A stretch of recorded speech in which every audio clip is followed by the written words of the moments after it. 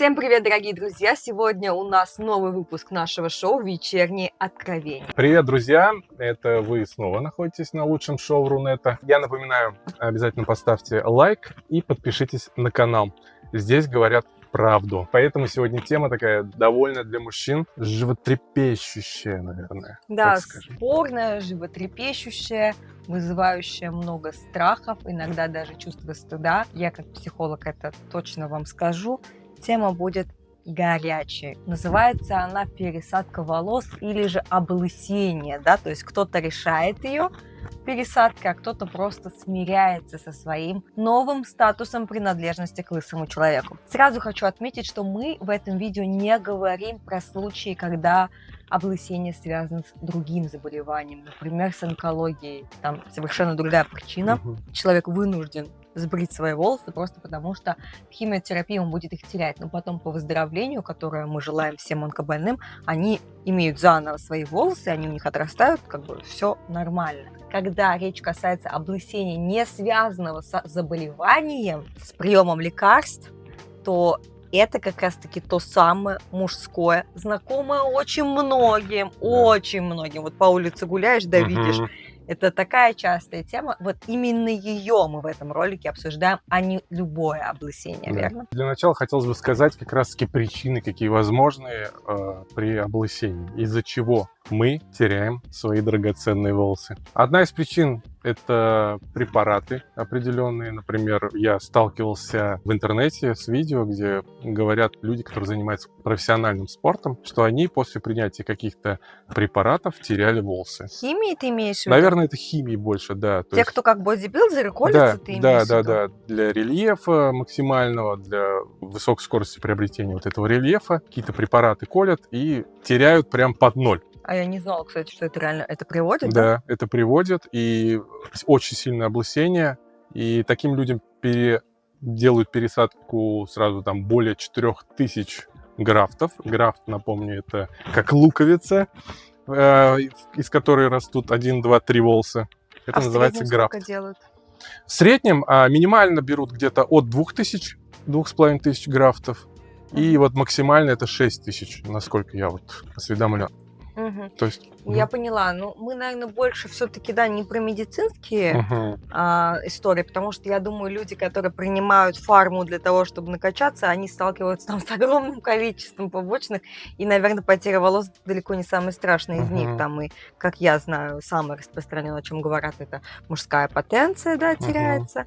Ну и, естественно, проблемы с сердцем. Там слишком много всего, помимо лысины. Да. А вот как раз-таки, знаете, так сложилось, что мой лучший друг, мой одноклассник, является обладателем проблемы, андрогенетическая аллопеция, когда это происходит просто потому, что, вот такая генетика, повышенный тестостерон, возможно, причин много. Но я помню, как в 11 классе, это вы представляете, нам было еще 17 лет. Мы были еще, по сути, дети, нам даже бы не продали алкоголь и там, да, сигареты, но он уже имел действительно такие сильные проплешины, и я поэтому к этой теме имею какое-то отношение, потому что мой реально близкий человек, мой лучший друг, я видела, как он на глазах теряет уверенность в себе, когда ты еще не выпускник даже, но уже с лысиной. И мы ходили с ним в магазин, после школы, около школы, магазин там, да, различных бытовой химии, там шампуни, вот такие. И искали с ним средства, которые пестрили заголовками, что спасем от выпадения, там, да, волосы будут, активатор роста. И он все это применял, конечно, на том этапе репейное масло, там, перцы на свою голову, перцы, все, что якобы активирует рост волос. Это помогало ему не сильно, и он продолжал с каждым годом терять волосы. И уже в 19 лет это стало уже внушительные, да, потери, и он обратился к трихологу, где выписали миноксидил, самый частый препарат, который, кстати, помог ему. Помог реально, и у него до сих пор, сейчас ему, получается, как и мне, 28 лет, и у него до сих пор нормально, без пересадки, то есть проплешин нет.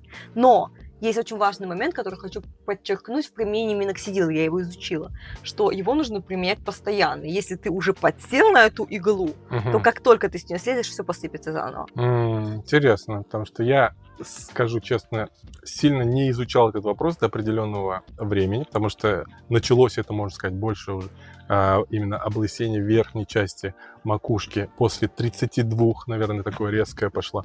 И я как-то, наверное, закрывал больше на это глаза, думал, ну, природа так на мне отыгралась вот именно таким методом, потому что у кого-то зрение плохое, кто-то корректирует зрение, кто-то еще что-то. Вот у меня так. Кто-то картавит, как я, Да, кому-то очень это мило нравится, картавит. кому-то не нравится, но главное, что нравится мне. Да. Мгм. И мне. Спасибо. Я думаю, на первом этапе препараты все-таки они действуют. Безусловно. Такие, да, безусловно. И даже перец и репейное масло тоже, наверное, в каком-то там кровообращении, над кровообращением работает в нужную сторону. Но потом, в моем случае, это все-таки, наверное, скорее всего, генетика. Я думаю... У твоего отца есть? Да, по отцовской линии у меня вот такое есть облысение. Поэтому, я думаю, генетика, повышенное количество тестостерона, и в связи с этим вот такая вот проблема, не проблема, для многих это не проблема. Но, опять-таки скажу в своем случае, почему я пришел к этому, потому что мне ходить лысым не особо-то идет. А ты пробовал? Я пробовал подбирать прически. Приложение. Кое с кем. Да. Наши зрители не знают, но я пробовал помочь Радмиру, посмотреть, какие прически ему подойдут. Я думаю, вы знаете приложение FaceApp, и мы там, в общем-то, это и сделали. То есть посмотрели, как лысина, но по фото выглядело, конечно, как будто очень добавляет тебе лет, которых вот у тебя нет еще, да?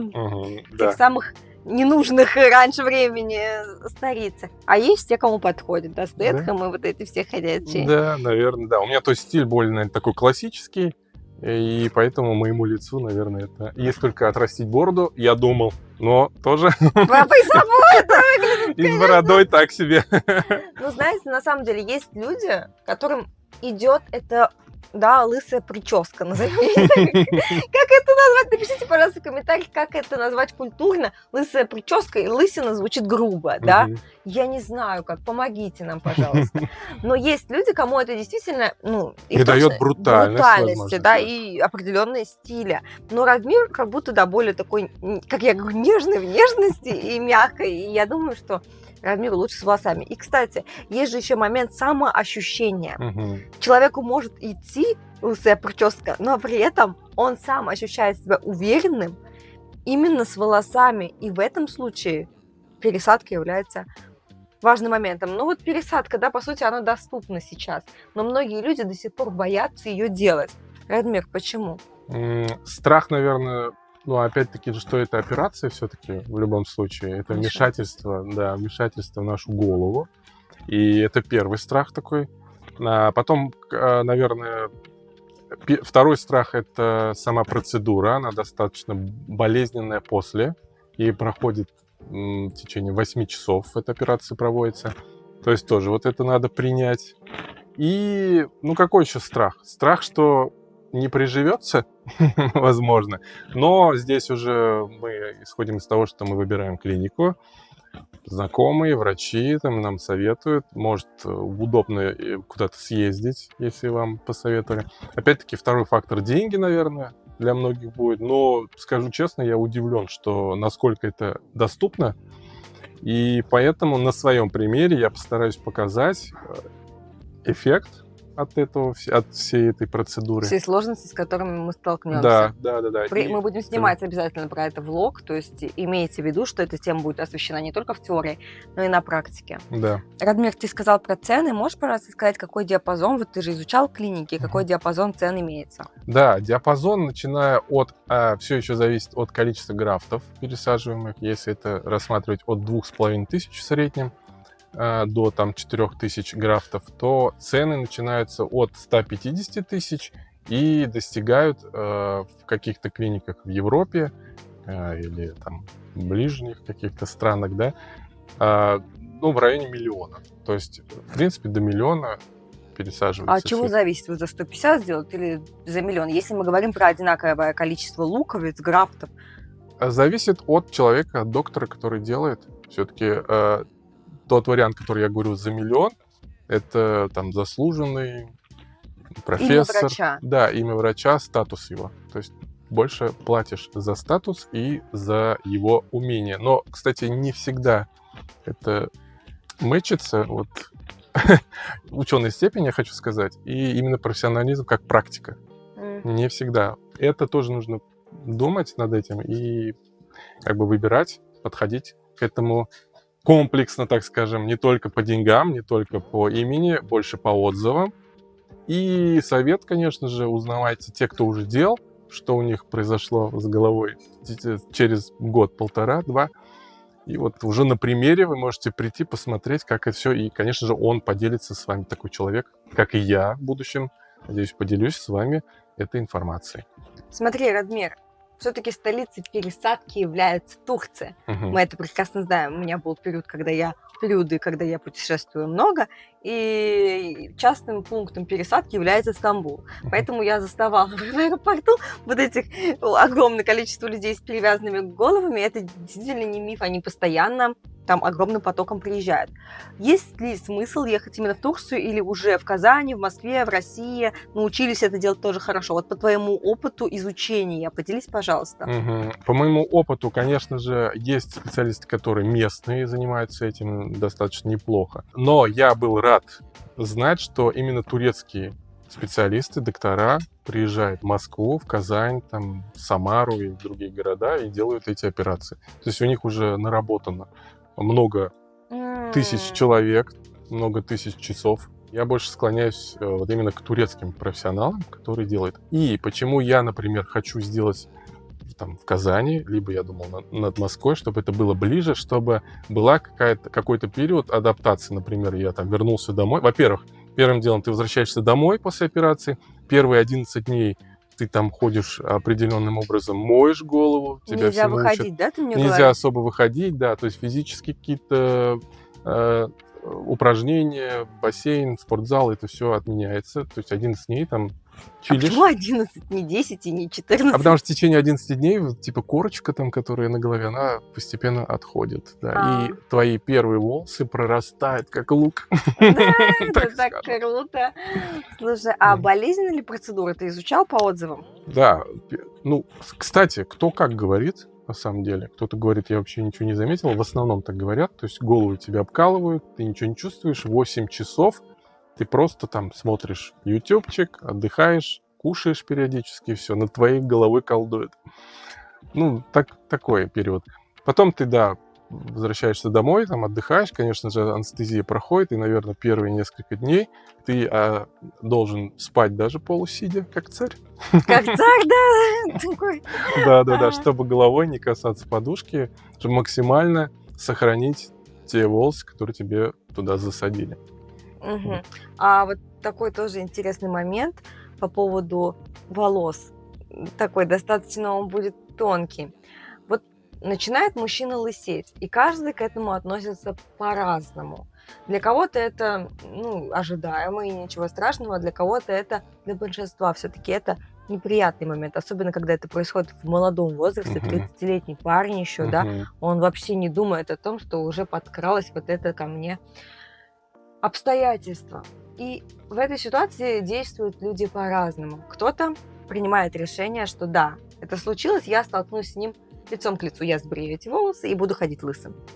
Это очень частая история. Но наравне с ней частая история, когда человек продолжает верить, что его ситуация никому не видна, это обстоятельство никто не видит, и он продолжает прикрывать небольшим количеством волос то место, которое, так сказать, лишилось оволосенения.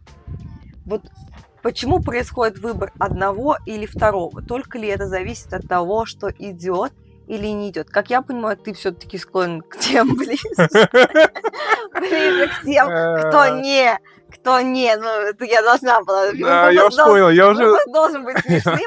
Немножечко ты более склонен к тем, кто не готов вот настолько обриться сегодня.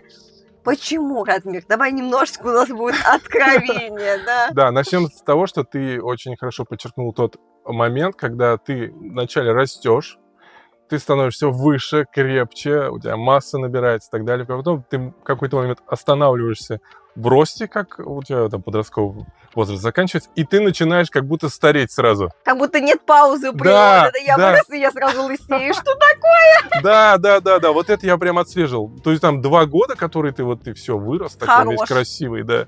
Потом у тебя начинает там, сям. Ну ладно, это когда только волосы, я на самом деле спокойно к этому отношусь. Это жизнь, как бы мы с каждым годом взрослеем, стареем. И здорово то, что есть такие процедуры. Я нормально отношусь и к косметологии, на самом деле, потому что не нужно делать лишнее, но поддерживать ту красоту, которую дала нам природа, матушка, я думаю, важно. Ну, как я сказал, почему я выбрал не сбривать голову, потому что мне не идет лысина, мне все-таки идут какие-никакие волосы. Да, и те волосы, которые есть, пусть они растут, подумал я. Но в какой-то момент все-таки пришел к тому, что будет полезнее и лучше. Ну вот это важный момент. Многие люди вот так они до пенсии пытаются вот эти вот остатками прически закрыть лысину. В какой момент ты понял? Я не хочу быть, я хочу быть, а не казаться. В какой момент ты решил? Вот Да. что случилось? Просто я занялся собой, во-первых.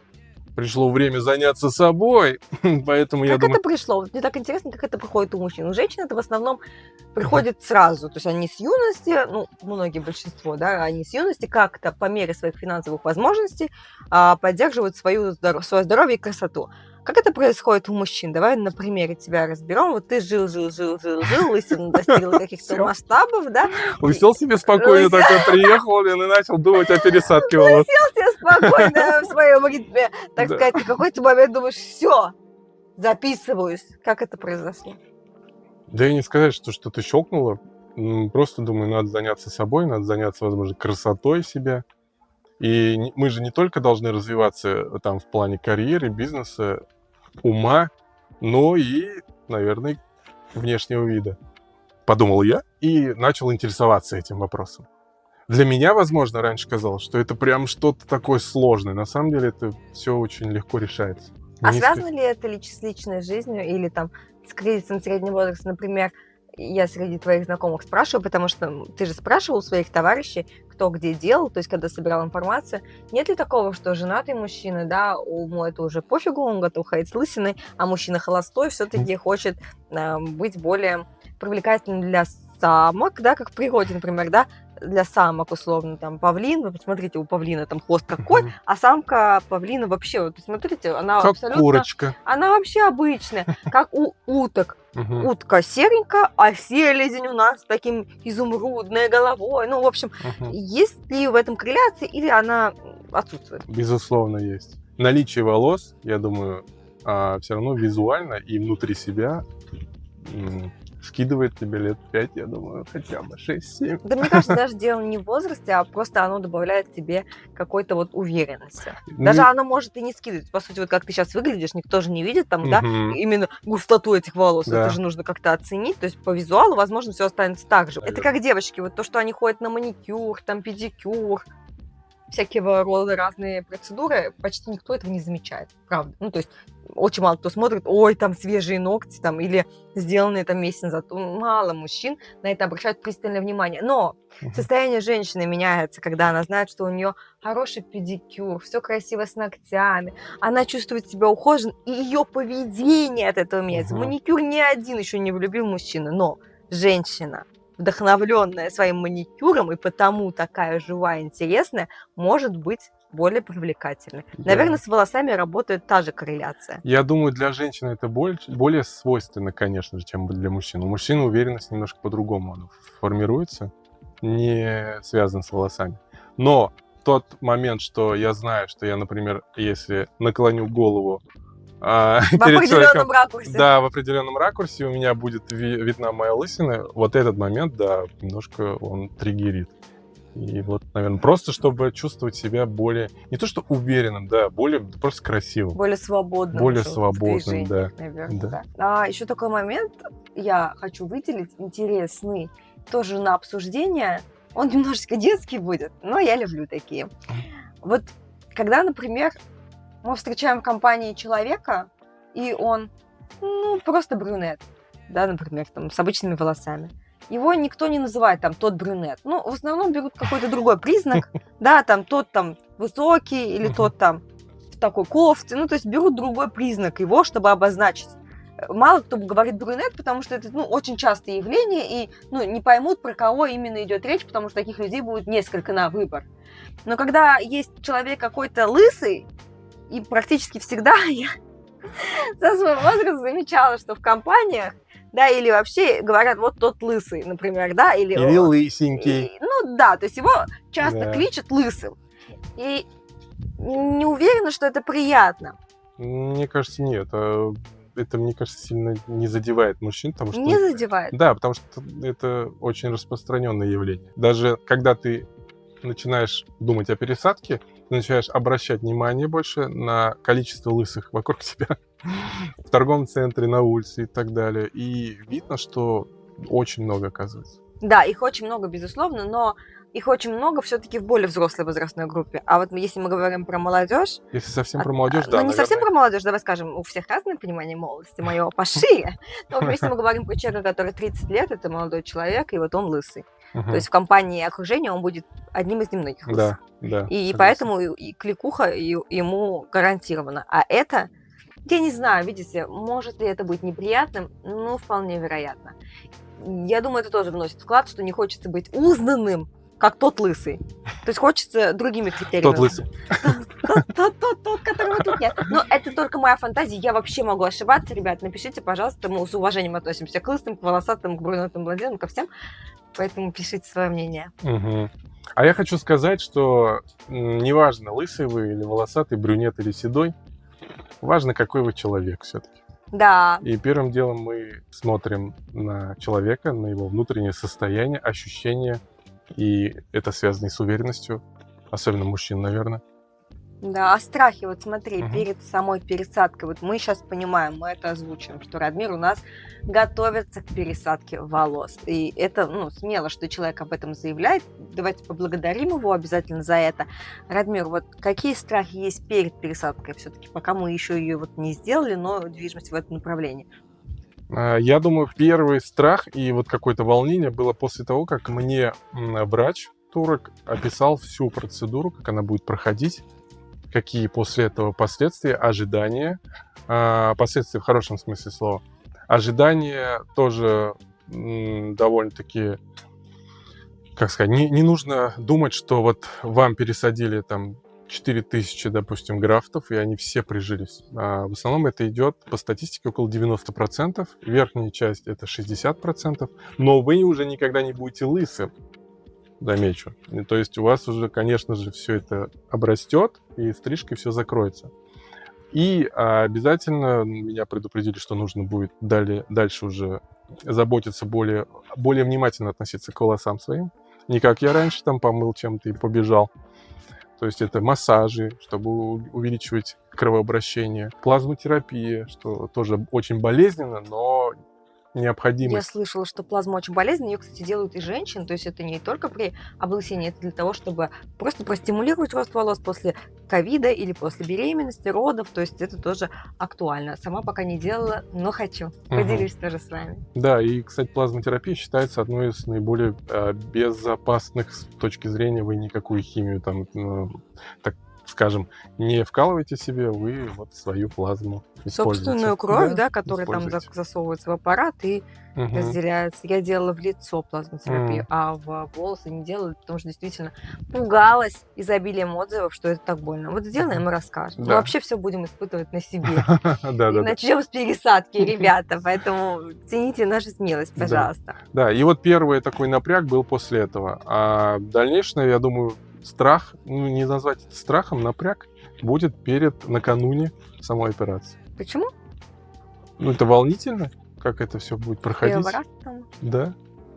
Про шоковое выпадание расскажешь нам, или как это выпадение, как оно называется? Так называемое шоковое выпадение волос, это когда ваши волосы после пересадки начинают прорастать, но структура их довольно-таки тонкая. Через 2 месяца постепенно, не сразу, начинается облысение и замена этих луковиц волос на более толстые. И далее уже растет толстый волос, И пика достигает это все вот именно равномерного пика волос, своей прически. Мы приходим к этому через год. Через год только. Да. То есть не так, что через 2 месяца после пересадки у тебя будет роскошная шевелюра, этого ждать не надо. Да, но есть методы, кстати, пересадки волос различные. Есть методы, когда длинные волосы прям пересаживают, и через 4-8 часов вы выходите с уже прической. Почему ты не выбрал этот метод? А я не знаю, насколько... Это довольно новый метод, кстати. Я не знаю, как он приживается. Вот. И ты не стал рисковать? Не стал. Я не стал, чтобы... Как сказать? Я не думаю, что проблема походить там месяц с короткой прической такая уж весомая. Тем более, когда ты уже сделал пересадку, и вопрос волос становится вопросом времени. На теме вопроса времени, я думаю, эту тему можно завершать. В любом случае, мы будем ее продолжать. Радмир решился показывать вам это с удовольствием. С удовольствием, хотя я понимаю, насколько это, наверное, будет нелегко. А потом он готов поделиться с вами тем, как будет проходить его реабилитация. И уже будет показывать результаты промежуточные и итоговые. Поэтому выпуск получился у нас интересным и, я думаю, полезным для многих мужчин, которые столкнулись с этой деликатной темой, которую не со всеми можно обсудить, но я хочу, чтобы вы знали, что с нами вы можете обсудить очень многое, написав нам свои темы, которые вас тревожат, прямо в комментариях. Да, и оставьте ваши вопросы, если у вас они возникли по этому поводу. Обязательно мы обязательно их проработаем вместе. И это видео, я думаю, будет полезным тем мужчинам, которые думают или решаются на данную процедуру. Поэтому оставайтесь с нами. Будут еще ролики по этой тематике, по новым тематикам. Подписывайтесь на канал, ставьте лайки. И пока-пока. Всем пока!